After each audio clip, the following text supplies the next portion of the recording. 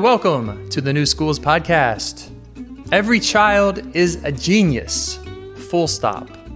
Because every child is a genius, we all have the opportunity to be heroic.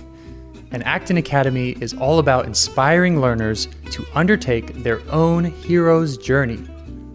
The Acton Academy network consists of 270 affiliate schools, bringing the one-room schoolhouse model into the 21st century. That network of schools started with just one in Austin, Texas, and it was founded by today's guest and his wife, Laura. It's Jeff Sandefer. Jeff started his first business at age 16. While still in high school, he also earned a degree in petroleum engineering from the University of Texas. Later, he received an MBA from Harvard, founded an oil and gas company generating over $500 million in profits in less than 5 years, and then ran Sandefer Capital Partners, a multi-billion-dollar energy firm. Jeff also taught at the University of Texas, where students voted him the school's most outstanding teacher 5 times. Businessweek named him one of the top entrepreneurship professors in America, and The Economist as one of the top 15 business school professors in the world. In 2002, Jeff and a few other entrepreneur teachers founded the Acton School of Business, not to be confused with Acton Academy. Famous for its 100-hour work weeks, the School of Business reduced the time it takes to earn an MBA to just 11 months, allowing students to receive their degree for half the cost. A year after opening, Princeton Review put it in the top 3 business schools based on student quality, teacher quality, and overall experience. Just 6 years after establishing the Acton School of Business, Jeff and his wife founded the K-12 Acton Academy.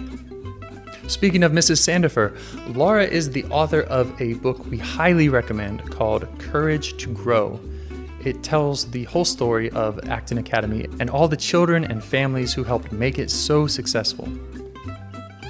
Today you'll hear some of that founding story, how to become an Acton Academy affiliate, what Acton learners do after they graduate, and what it means to learn from quests, Socratic discussion, and apprenticeships. If you're a parent who wants to start a micro school with a learner-driven philosophy, you'd be hard-pressed to find a better resource than today's guest. I hope you enjoy this conversation, and I'm honored to be able to bring you 2 of my heroes, the unshakable Shannon Falkenstein of Acton Academy, El Salvador, and Jeff Sandefer. Good morning, Jeff Sandefer, and welcome to the New Schools Podcast. We're so happy to have you here today as our guest. Well, thanks, Shannon. Delighted to be here. Excellent. So I love to start out with the question, what is your favorite thing about working with young learners?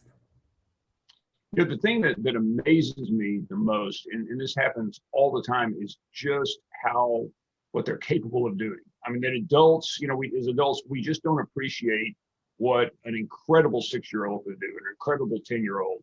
And so we dumb down our expectations. So I just think what continues to amaze me, what I love about the model is just seeing that young people are capable of far more than we've ever imagined. I love that. Thank you. So we have interviewed on the podcast several Acton owners and early Acton advisors, such as Clark Aldrich and Michael Strong and Heather Staker.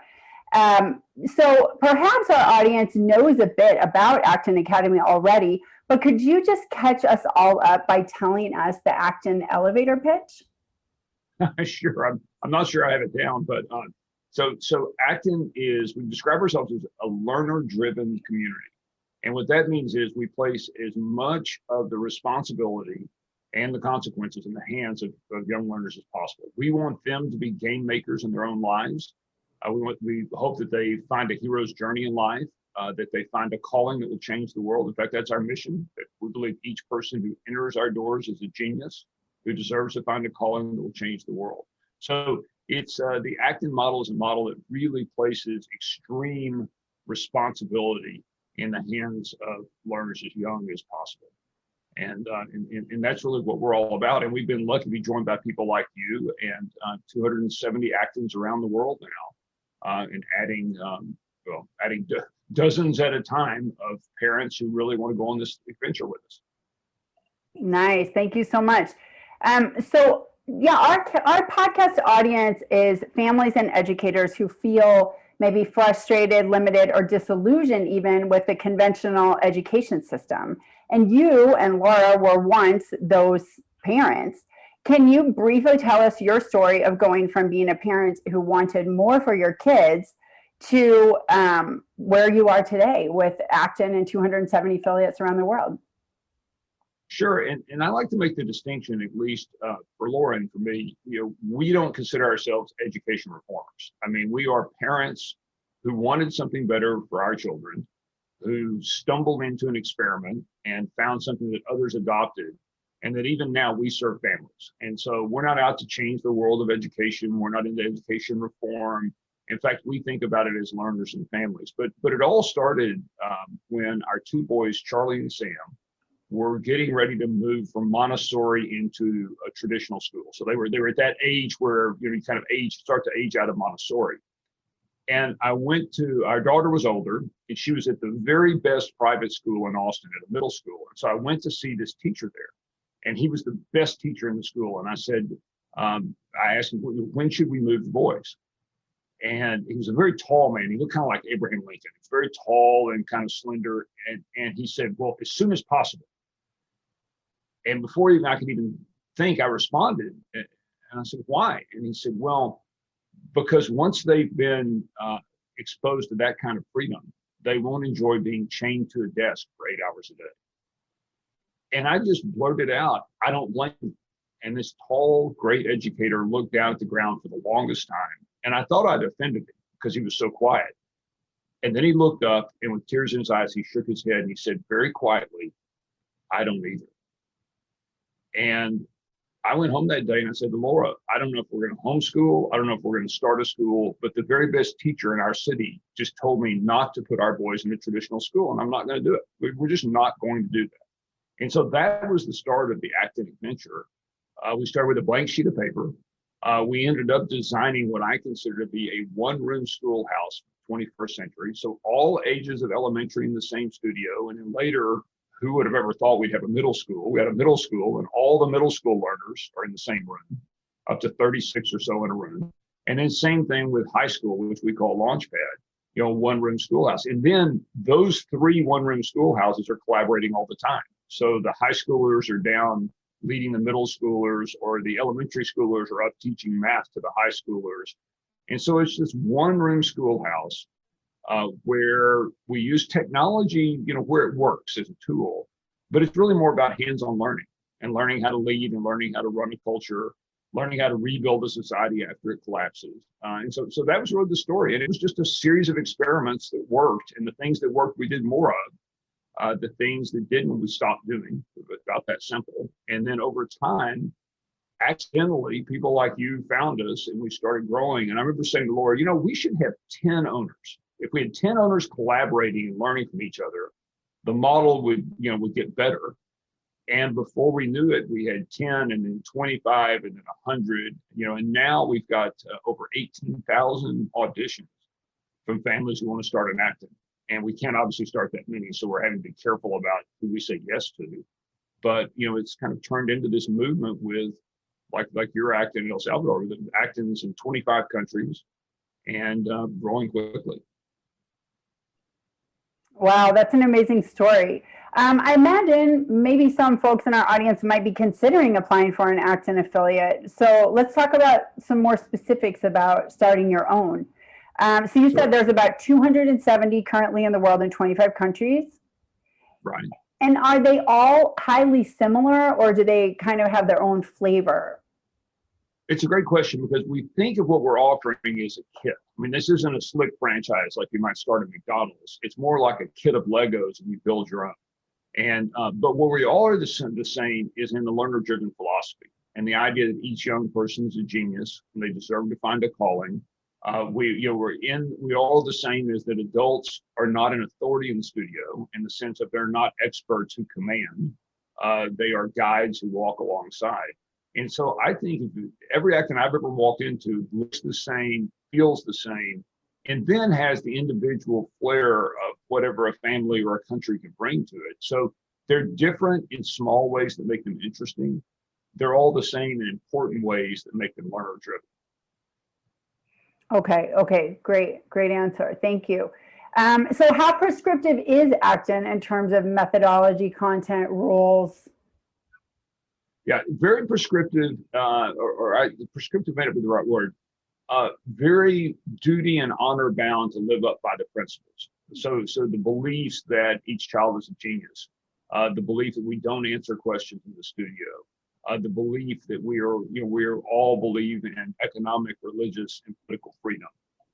So these ideas that these are core beliefs, everyone lives by those.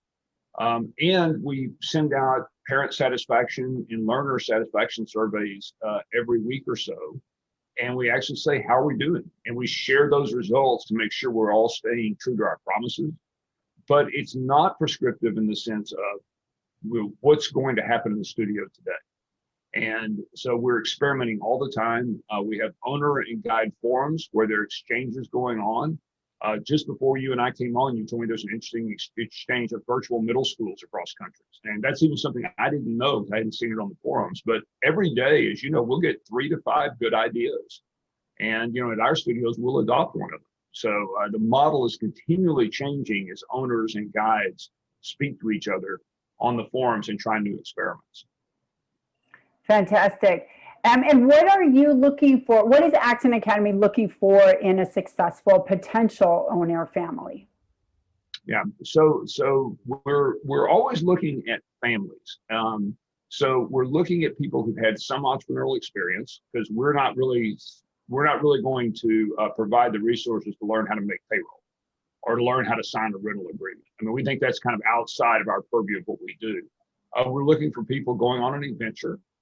So typically entrepreneurial spirit, looking for adventure, have run a project. We actually will occasionally allow an educator, but that's really if that educator has a family they want to serve. I mean, so we're not, again, about education. We're not about, someone comes in and says, I love school, I want to hire teachers, I want to do something that's student directed, or they have different terms for them. So look, that's not what we do. I mean, we're really serving families, and we're not in education reform. And so we're really looking for families that are entrepreneurial, that want to try something different and build a community. That's a great distinction. Thank you. And how long about does the process take? Like, let's say I'm a family who wants to open, ideally, I think, I love Acton, I want to start one in the fall, and right now it's March. Like, how is that possible? Well, we recommend, it seems the sweet spot's about 6 months to 8 months out. Any more than that, and you're really just thinking about it, and any less than that, and you're in a hurry.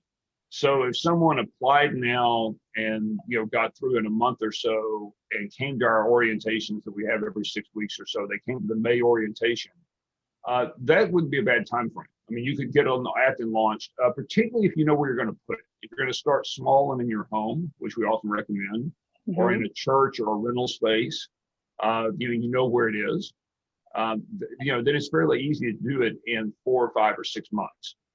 If you have to go look for real estate and you're not sure and you're not going to be the guide, I mean, it can get more complicated. You might want more like 6 to 8 months. Say if you were in Washington, D.C. or somewhere urban, it's a little harder. But the 4 to 8 month time range seems to be the sweet spot for people starting. Very nice. That's great information. Thank you. And you said, how many applicants do you get per year, would you say? Well, we get about 200 a week. With COVID, the numbers are fluctuating up and down. But on average, non-COVID times, we get about 200 a week. And we've processed 18,000 so far. Wow. That's amazing. Yeah, so it's hard. I imagine. Process mean like they've gone through the filter and you've decided yes or no. Yes, or they've started the filter, and the filter is designed to be tough in its own right. So we want people who really are willing to work hard. So that the audition process, and it's not really like an application, it's like auditioning for a play. So it feels as if you're auditioning and you send in videos and you talk. So we're trying to have a rigorous process that's in the hands of the person who's trying to join to show what they're made of. And so we've had 18,000 people start that. I'd say about 10% of the people finish all the way through. And then we choose from that group of, I guess it's been 1,800 or so, the 270 plus that have opened an Acton. Wow. So it's very, in the beginning, it's very self-selecting.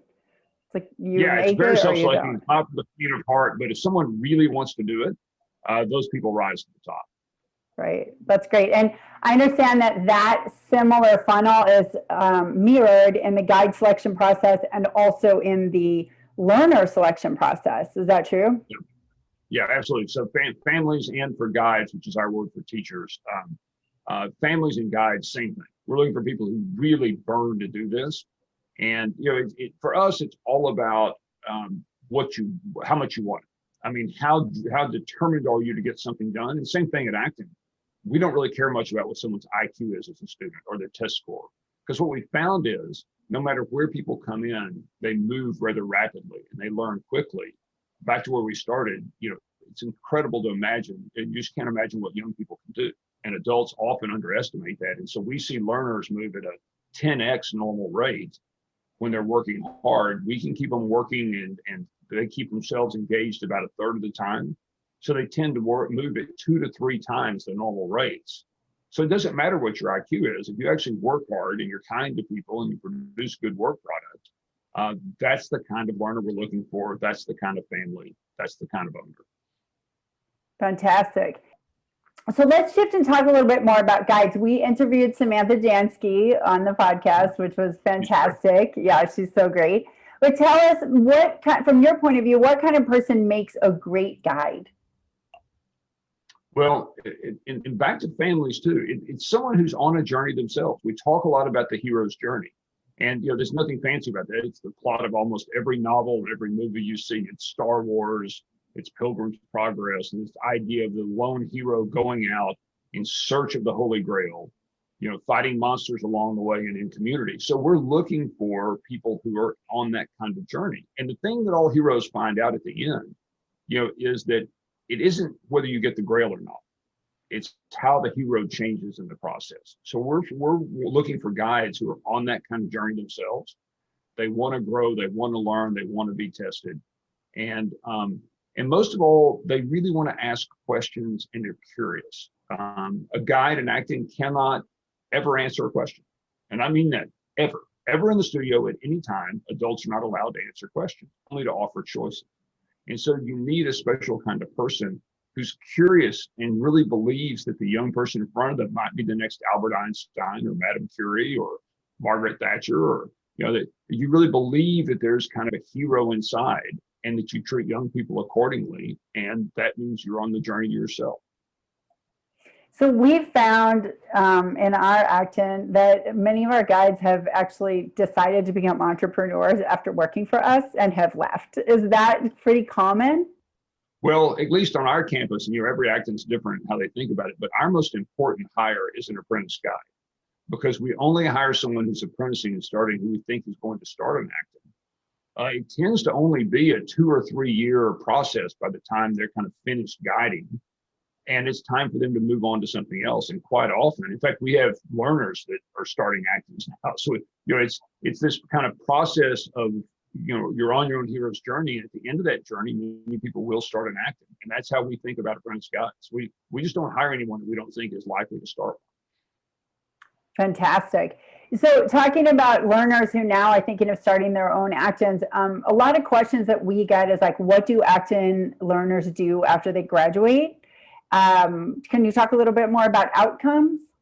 Sure. We're very careful about this, by the way, because we find that even in our own hearts, if we start kind of bragging about what our graduates are doing, it becomes that they're an object for our edification. So it's look how smart Acton is, look how good our graduates are. So we're really careful not to publish lots of statistics or turn a spotlight on them, because they're the ones that have earned it. But what we're finding now, we've got enough graduates that getting accepted into college is no big deal.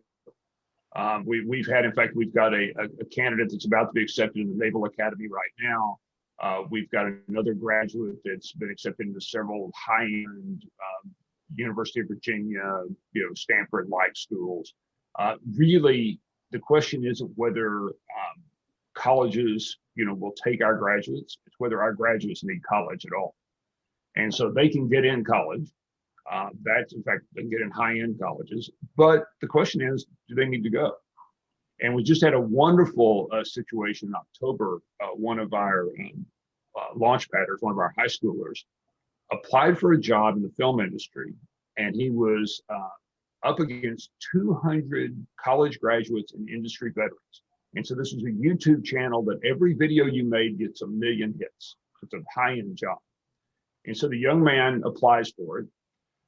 He goes all the way through the audition process and makes it to the finals, and he doesn't hear back.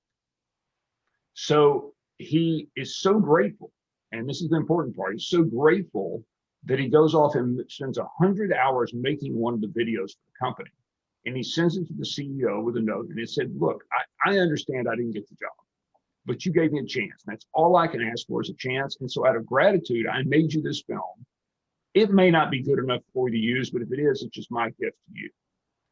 And the next day, the CEO called him and said, you're right. We hired somebody else, and we decided we're going to hire you too.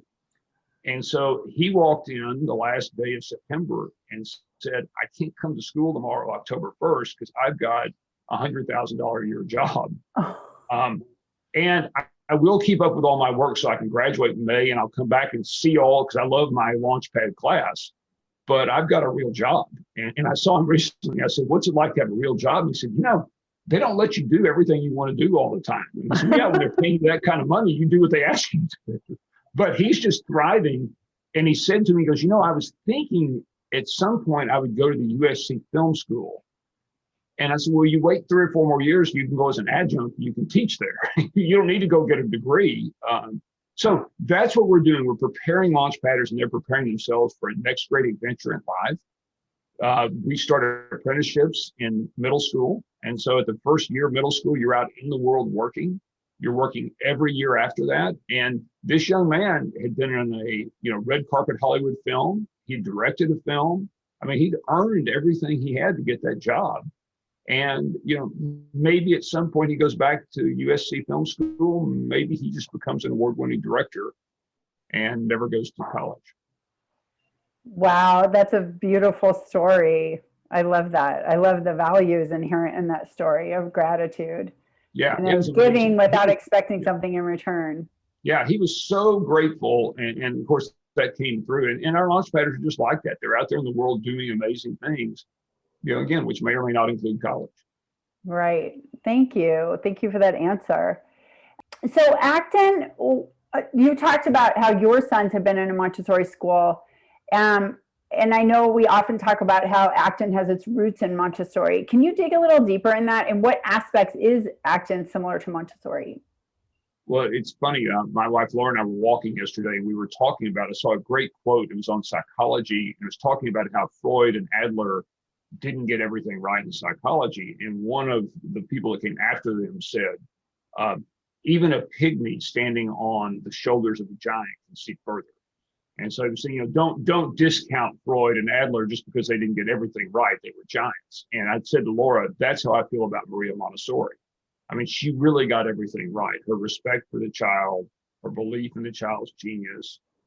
So we really mirror a lot of that. And I think I would like to hope that if she came back and saw what we were doing, she would say, for the 21st century and for older learners, this is what I imagine Montessori would be. So we just take a lot from her. Mainly it's the mindset. It's the growth mindset. It's not giving up.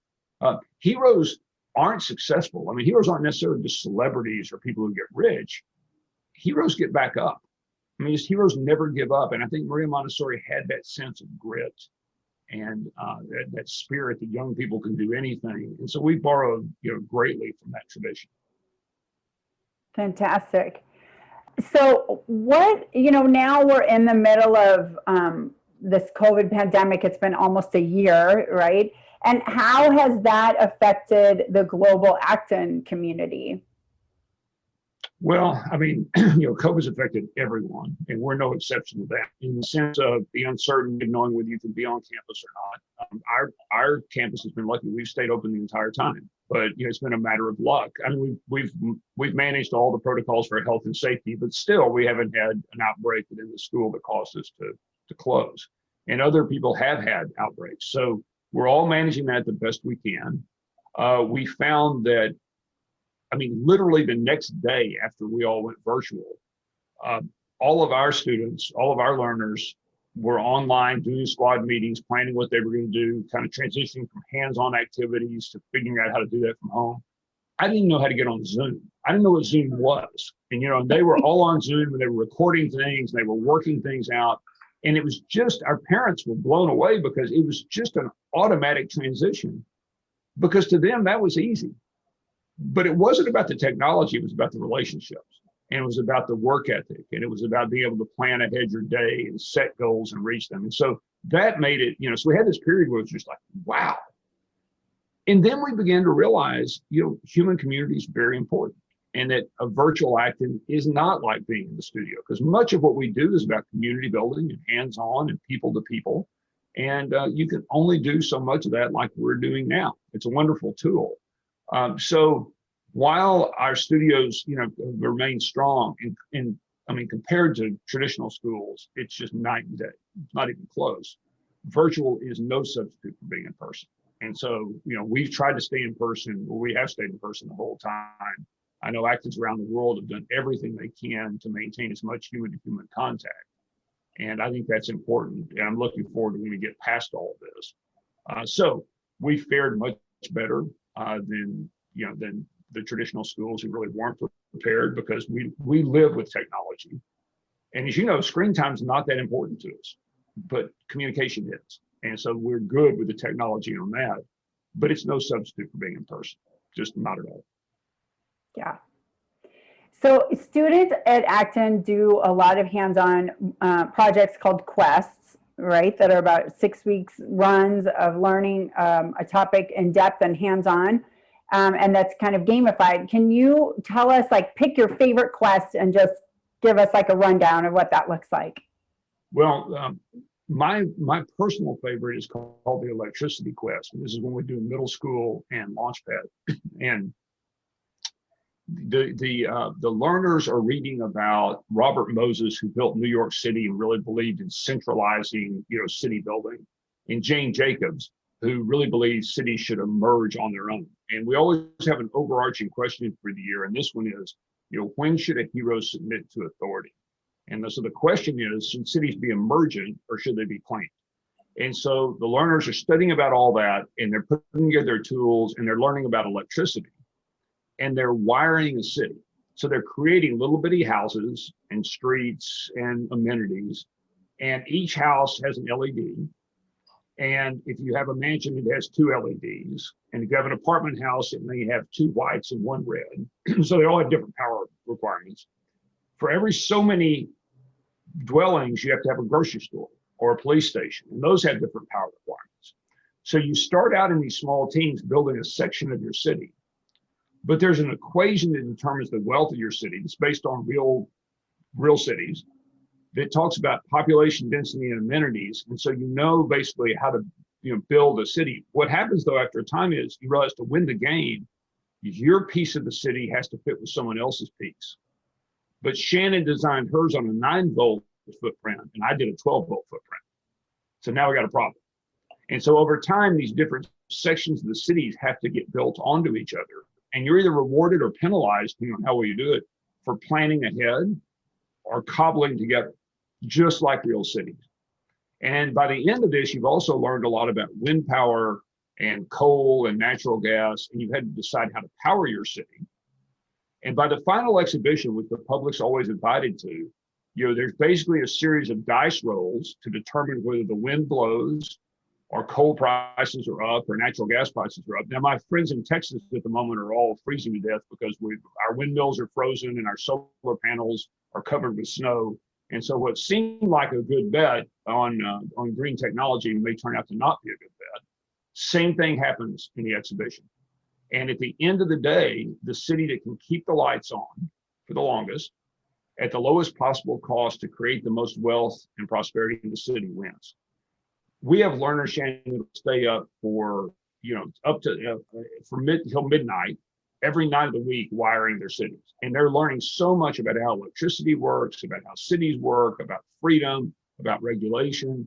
And so that's one of my favorite quests. And I learned more going through that than I did in my 4 years as an engineer in college. I learned more about electricity watching them, things I just never knew about electricity as they tried to cobble together their cities.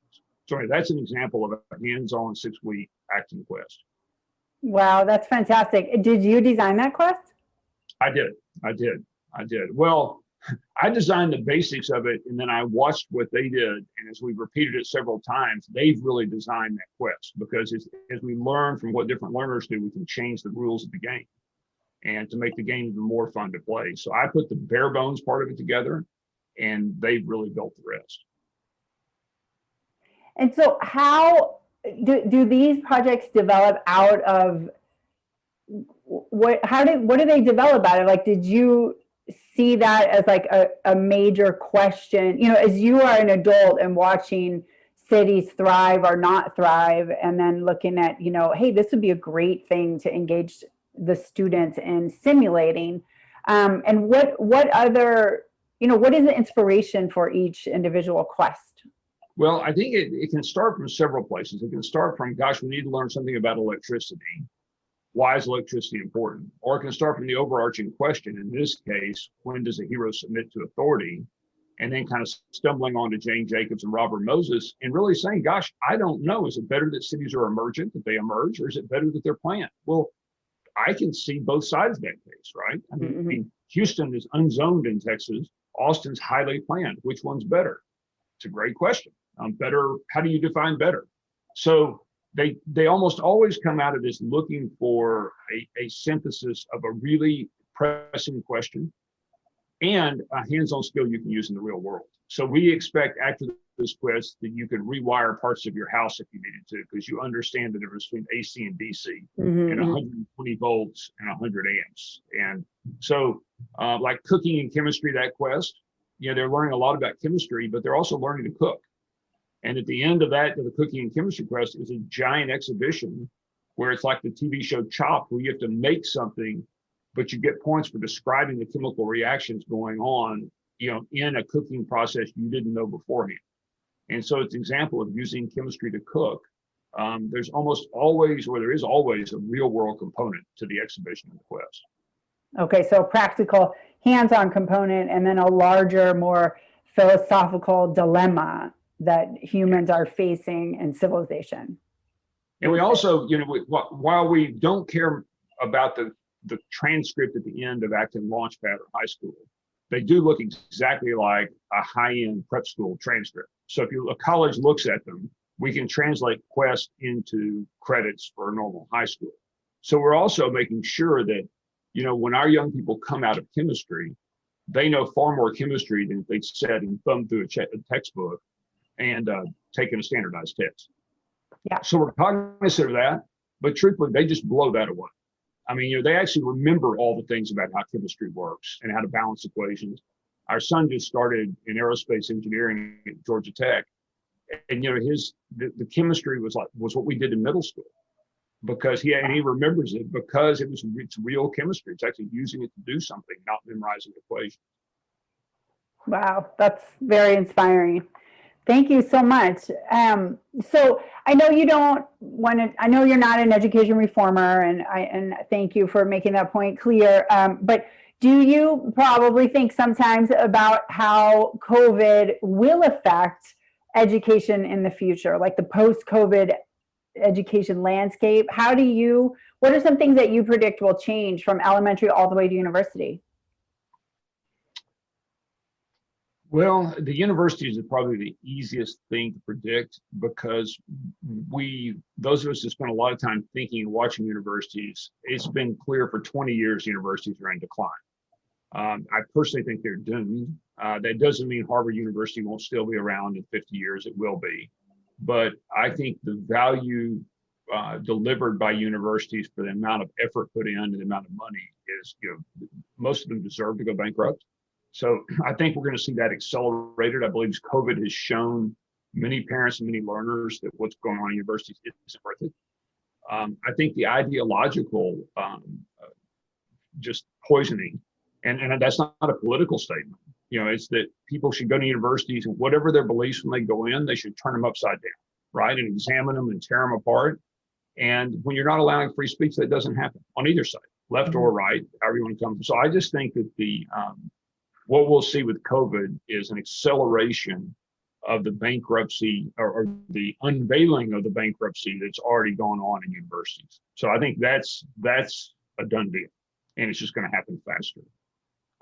K-12, my guess is when things go back to quote normal, everybody goes back to pretty much what they were doing before. And I'm sorry to say that, but the institutional forces of offering kind of free government education is just so compelling. And many parents are busy, and I don't blame them. They just want to put their child somewhere and hope it works out. And you know what? Children are resilient and they're smart, and very often it does work out. It may not be the best place to have them, but most children are going to be fine, and they are heroes, and they're going to figure it out. They're just going to waste a lot of time in the process. And so I think most people will go back to the traditional model, and it won't change very much. Wow. Sometimes I wonder that I think that because there's been almost a year disruption of the conventions, the habits, the schedule, the compliance, like all of it, that children themselves will go back and say, whoa, why do we do it this way? I had all this freedom while I was out. I mean, in a lot of places where they're now, learning from home. And having access to all the totality of human knowledge on the internet, that maybe they will be the actual ones who pressure the system to change. Well, the only reason I hope you're right. The only reason I question that is when you think about what young people really want to do, they want to go hang out with their friends and they want to be successful. They want to feel successful. So they don't really care about learning. They'll learn a ton, right? I mean, if you set the game right, they'll learn a ton, but they're not there to learn. Mm-hmm. They're there to hang out with their friends, mm-hmm. and they want to feel successful. Being at home in front of a screen, even though you might learn Khan Academy math faster, isn't being with your friends, and it doesn't make you typically feel successful. So I think you'll see the trade-offs of people going back just to be with their friends and kind of create whatever community you create inside a traditional school, and the learning will still not be very good, that people will take that trade-off, and that parents will take it rather than the alternative, actually have to build something. Right. I mean, it's expensive to go to a private school, or it's very hard to build something. And I'm afraid many parents have to make a living. I mean, yeah. So I'm not questioning that trade-off. I think it's a tough trade-off, mm-hmm. but that's why I don't think we'll see a lot of changes. Educators think children really want to learn. And I think a lot of educators want children to become productive citizens. I couldn't care less for that for my boys. They're not cogs in a machine. Mm-hmm. They are free individuals out to go change the world. That's what we do. And I think a lot of these young people, even though they're trapped in traditional schools, will eventually go do that anyway. It's just they will have wasted 10 years of their life being trapped inside some place where they're told to sit at a desk and, be chained to that desk and do what they're told. So I often wonder if students who drop out aren't the smartest ones. I mean, right. It's a brave thing to do. So I hope I'm wrong. I hope it changes, but the institutional forces are pretty strong. Look at the schools not reopening today. The traditional forces are pretty strong, or those schools will be open. Right. Okay, thank you so much for venturing into that with me. So final question I love to ask: if you could give our listeners a metaphor comparing conventional education with what you're doing, what would your metaphor be? Well, my favorite metaphor comes from one of the Acton owners. And I said we don't have many educators, but this man was actually a very award-winning educator from England. And we had given him an Acton affiliate because he wanted to put his children in an Acton Academy. And he came to orientation, and we had this period at the very end of orientation where people in one breath said something they'd learned they'd never forget, or they said someone they wanted to thank, or something they were going to do at 8 o'clock the next morning. So it was kind of a summing up of the orientation. And this man beautifully said, he said, you know, it is as if all of my life I had been a tiger expert, someone who knew they knew everything about tigers. But in the last 24 hours, for the first time, I discovered I have been studying tigers in cages. And now that I've seen tigers in the wild, I realize what magnificent creatures they are, and that I know nothing about tigers at all. And I thought that pretty much describes what it's like to be inside an Acton Academy. The tigers are magnificent creatures. Did you cry? Because you're making me want to cry. No, everybody there did, because it was so heartfelt, and he said it beautifully, and you know, he meant it. You knew that his life was changed forever. He was never ever going to think about a young person the same. So I thought that was a beautiful, vulnerable disclosure by an educator who'd seen something different. Wow, that's beautiful. And did he open in Acton? Yeah, he did. Yeah. In England? Yeah. Yeah, I hear Europe is not as open as the United States, or certainly Texas, to innovation. I should say during the process of opening, because the process is harder there, because you're right. Yeah, we have fewer Actons in Europe than almost any place else. Yeah. Wow, Jeff, that's a beautiful story. Well, thank you so much for your time today. I'm sure our audience learned a ton, and I hope there's pre-Acton families out there listening who understand the process a little bit more and feel very inspired by you. Well, I'll put in a final plug. Even if you don't start in Acton, if my wife Laura wrote a book called Courage to Grow, and if you don't start in Acton, just go read that book. It's a fun read, and you can really start one in your house by yourself without our help. And you can really do many of the things we do at Acton by just reading that book, and it's a fun read. So go, if you're interested and you don't want to open a school quite yet, go grab Courage to Grow, and at least that'll get you started. Fantastic. Yes, it's a great book, and we of course are going to have all of your contact information for Acton in the show notes. But if someone just wants to go right now and check it out, what would be the URL to go to? Yeah, just go to Amazon and go and enter Courage to Grow, Laura Sandefer, and it'll pop up, and you'll have one at least if you're in Texas, you'll have one as soon as everything thaws. Everywhere else in the world, you'll have one in 24 hours. So.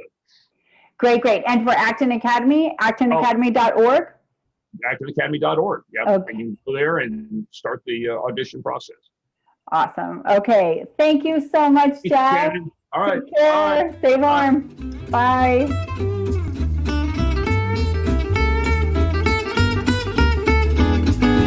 Thanks for listening to the New Schools Podcast. Tell a friend.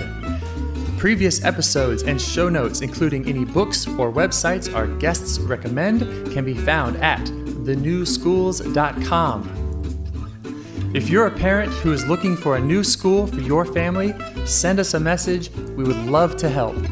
We can answer questions, share the resources we have, and help you get in touch with people in your area who are on the same path, determined to provide their kids with the best education. It's wildly important work. Thank you for doing it, and we'll see you next time.